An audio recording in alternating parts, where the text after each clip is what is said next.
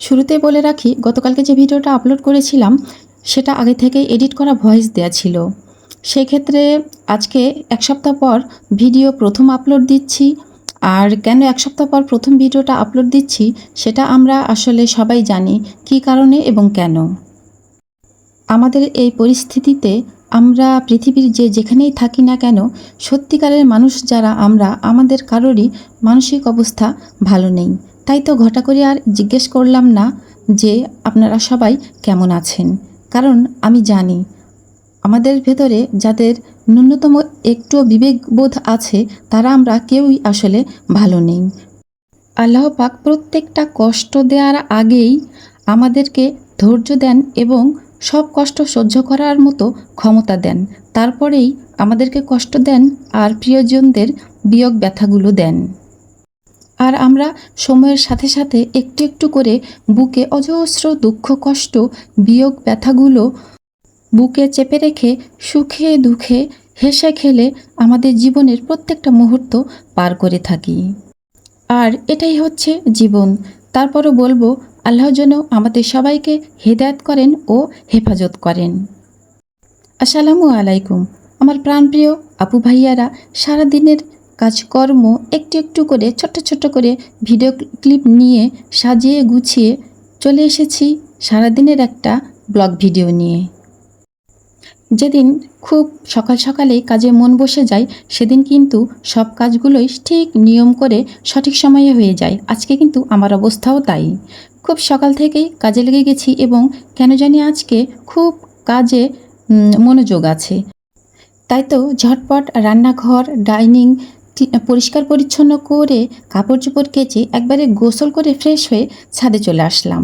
আর সকাল বিকাল কাজে অকাজে, কারণে অকারণে ছাদে না আসলে আমার পেটের ভাত হজমই হবে না। কারণ আমার প্রিয় আপুরা, আপনারা সবাই জানেন যে ছাদ আমার একটা প্রিয় জায়গা, ভালো লাগার জায়গা, খারাপ লাগারও জায়গা। ভালো লাগলেও এখানে আসলে আমার ভালো লাগে, খারাপ লাগলেও এখানে আসলে আমার ভালো লাগে। তো যাই হোক, কাপড় চোপড় যেহেতু কেচেছি, গোসলও করেছি, ছাদে চলে এসেছি কাপড় চোপড়গুলো মেলে দিতে। আর তারপরেও ছাদে আরও কিছু কাজ আছে। বেশ কিছুদিন কিন্তু হয়ে গেল আমার ছাদ বাগানের শাকগুলো উঠানো হয়নি। আর এই শাকগুলো একটু বড় বড় হলেই আমাকে যেন হাতছানি দিয়ে ডাকে। তাই তো শাকগুলো উঠাতেই চলে আসলাম। এই যে আরও কয়েকদিন আগে উঠাতে হতো, একটু একটু কিন্তু ফুল হয়ে গেছে, তো কোনো সমস্যা নেই। ফুলগুলো ফেলে দিয়ে কিন্তু শাকগুলো একেবারে তরতাজা, মানে ছোট মানুষ করে উঠিয়ে নেব। ফুল হয়ে যাওয়া মানেই শাকগুলো কিন্তু বয়স্ক হয়ে গেছে, আর ফুল যখনই ফেলে দেবো তখন কিন্তু শাকগুলো একদম ছোট মানুষ হয়ে যাবে। তো শাকগুলো আমি সুন্দর করে উঠিয়ে নেব। আর আমরা তো গ্রামের মানুষ, আমাদের শাক লতাপাতা না হলে কিন্তু চলেই না। আর আমার তো আরও বিশেষ করে শাক লতাপাতা ভর্তা এগুলো লাগেই। তো ছাদ বাগানের শাকগুলো উঠানো হয়ে গেছে, খুব বেশি পরিমাণ শাক হয়নি। তো পেয়ারা গাছে দেখছি একটা পেয়ারা বেশ খাওয়ার মতো আছে, অনেকগুলোই পেয়ারা ধরেছে। আর বর্ষাকালের পেয়ারা কিন্তু বেশিরভাগই পোকামাকড় হয়ে যায়, খাওয়া যায় না। তো অনেক দেখে শুনে এই পেয়ারাটা পারলাম। তো আলহামদুলিল্লাহ পেয়ারাটা খেতে বেশ সুস্বাদু, টেস্টি এবং একটাও পোকা নেই।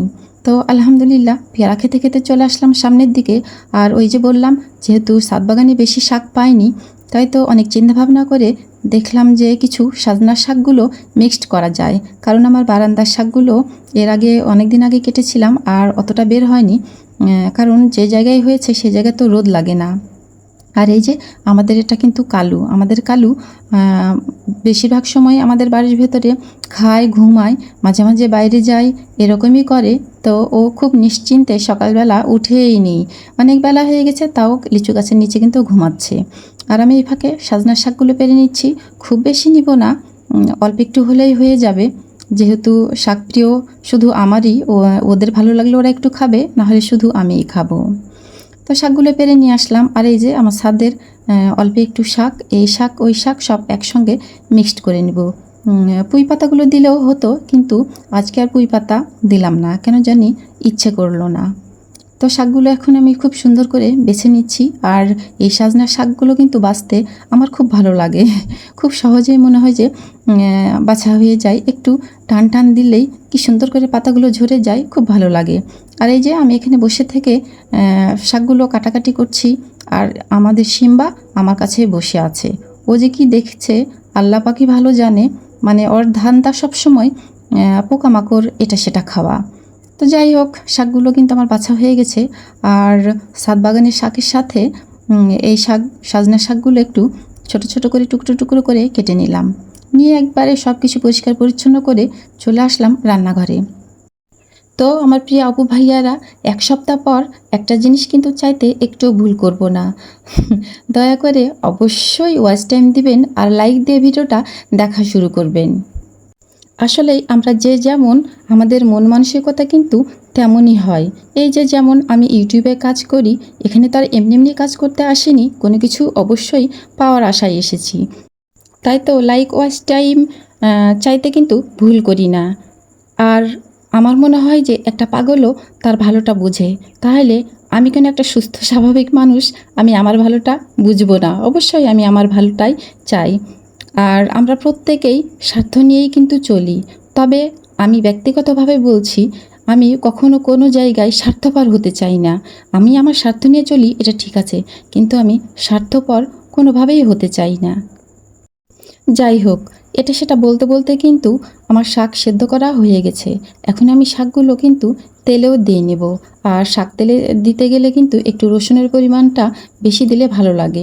আর আমি শাকে কিন্তু কাঁচামরিচ, শুকনো মরিচ দুটাই তেলে দিয়েছি। আর দুটো দিলেই কিন্তু খেতে ভালো লাগে। আর তাছাড়া আমাদের মানে যাদের অভ্যাস আছে শাক খাওয়ার সময় একটু মরিচ নেওয়া, তাদের তো ব্যাপার স্যাপারই আলাদা। যেমন আমি শাক খেতে গেলে মরিচ আমার লাগবেই। যতই আমি শাক রান্নার সময় মরিচ দেই না কেন, আমার এক্সট্রা মরিচ খাওয়ার সময় লাগেই। কেন জানি এটা ছোটোবেলা থেকেই খুব ভালো লাগে। আর খাওয়া দাওয়া তো এগুলো আসলেই নিজের রুচির ব্যাপার। তো যাই হোক, শাক কিন্তু হয়ে গেছে। আর এখানে আমি ডালও রান্না করে নিচ্ছি। ডালটা একবারে তেলে দিয়ে ফুটিয়ে রেখে দিলাম। আর এখন আমি রান্না করব ভুঁড়ি। আর আমি কিন্তু প্রেসারে ভুঁড়ি সেদ্ধ করে রেখে দিয়েছি, এখন শুধু তেলে দিব। আর তেলে দিলেই কিন্তু রান্না করা আমার হয়ে যাবে। তো আমার প্রিয় আপু ভাইয়ারা, অনেক বকবক করলাম, অনেক কিছু বললাম। জানি না আমার এই কথাগুলো কার ভালো লাগবে আর কার বিরক্ত লাগবে। তবে যেটাই বলেন না কেন, যেহেতু আমরা স্বার্থের কারণেই ইউটিউবে এসেছি আর একে অপরের ভিডিও দেখি, তাই তো ভালো লাগলেও ভিডিওগুলো দেখবেন, না লাগলেও ভিডিওগুলো দেখবেন। আর যারা আমার প্রিয় প্রাণপ্রিয় আপু ভাইয়ারা আছেন, দর্শক আপু ভাইয়ারা, যারা কোনো স্বার্থ ছাড়াই আমার ভিডিওগুলো দেখেন, তাদেরকে অসংখ্য অসংখ্য ধন্যবাদ। তো আমার প্রিয় আপু ভাইয়ারা, আমার কিন্তু রান্নাবান্না একদম হয়ে গেছে আলহামদুলিল্লাহ। সব খাবার টেবিলে সাজিয়ে গুছিয়ে রেখে দিলাম। আজকের মতো এখানেই বিদায় নিব। সবাই ভালো থাকবেন, সুস্থ থাকবেন। ফিরে আসবে ইনশাল্লাহ আগামীতে নতুন কোনো ব্লগ ভিডিও নিয়ে। আল্লাহ হাফেজ।